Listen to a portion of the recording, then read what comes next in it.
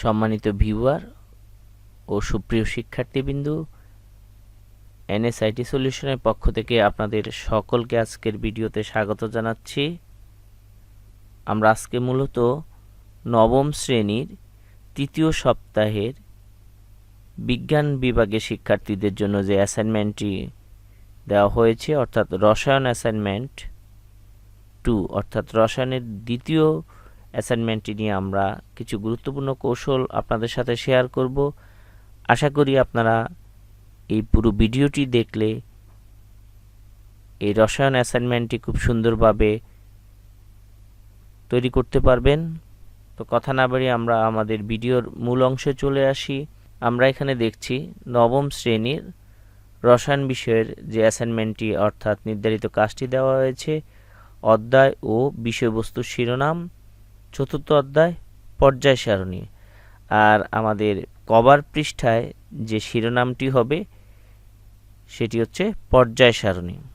এখানে যে নির্ধারিত কাজ সেটি হচ্ছে 1 থেকে 36 পর্যন্ত মৌল বিশিষ্ট পর্যায় সারণী তৈরি করে বিভিন্ন রঙের মাধ্যমে ক্ষার ধাতু, মৃৎ ক্ষার ধাতু, মুদ্রা ধাতু, হ্যালোজেন, নিষ্ক্রিয় গ্যাস ও অবস্থানান্তর ধাতুসমূহ চিহ্নিত করতে হবে। এই কাজটি করার জন্য আমাদেরকে যেটি করতে হবে সেটি হচ্ছে একটি পর্যায় সারণী আঁকতে হবে এবং সেখানে 1 থেকে 36 পর্যন্ত মৌলগুলোকে চিহ্নিত করে তাদের গ্রুপের নামকরণ করতে হবে।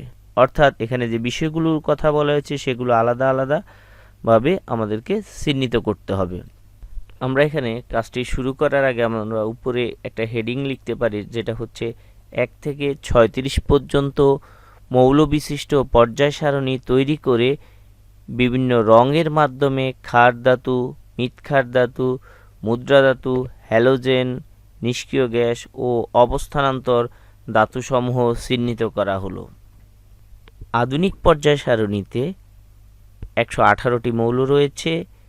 এই 118টি মৌলকে 18টি গ্রুপ ও 60টি পর্যায়ে ভাগ করা হয়েছে। আমরা এখানে দেখতে পাচ্ছি যে এই 18টি গ্রুপকে সুন্দর করে লেবেলিং করা হয়েছে।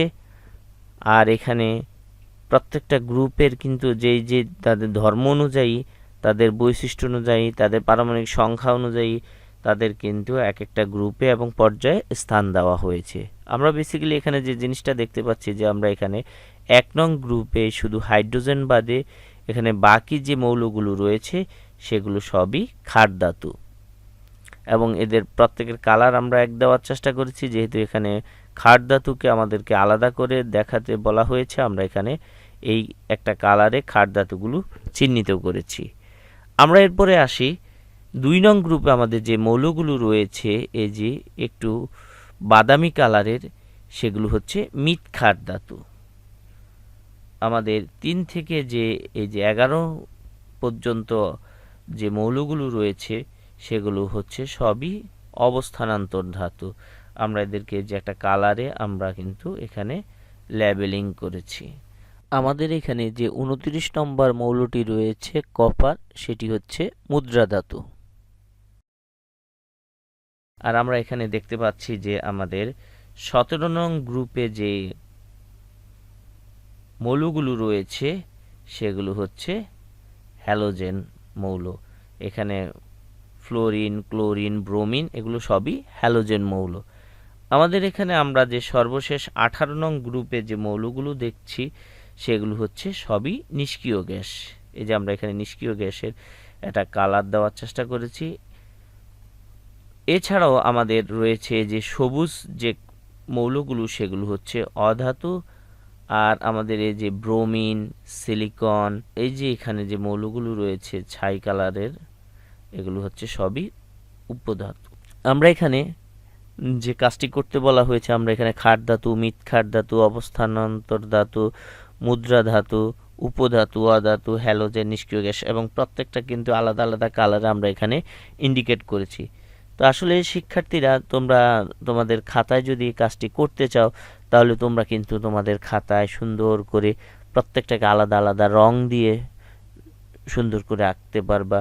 আসলে বেসিক্যালি যদি এটা জল রং দিয়ে আঁকতে যাও তাহলে হয়তো বা খাতার অপর পৃষ্ঠা বা কালারটা একটু ছড়িয়ে পড়তে পারে। এজন্য তোমরা এটাকে বেসিক্যালি মোম রং দিয়ে যদি এই কাজটি করো তাহলে তোমাদের এই কাজটি খুব সুন্দর হবে।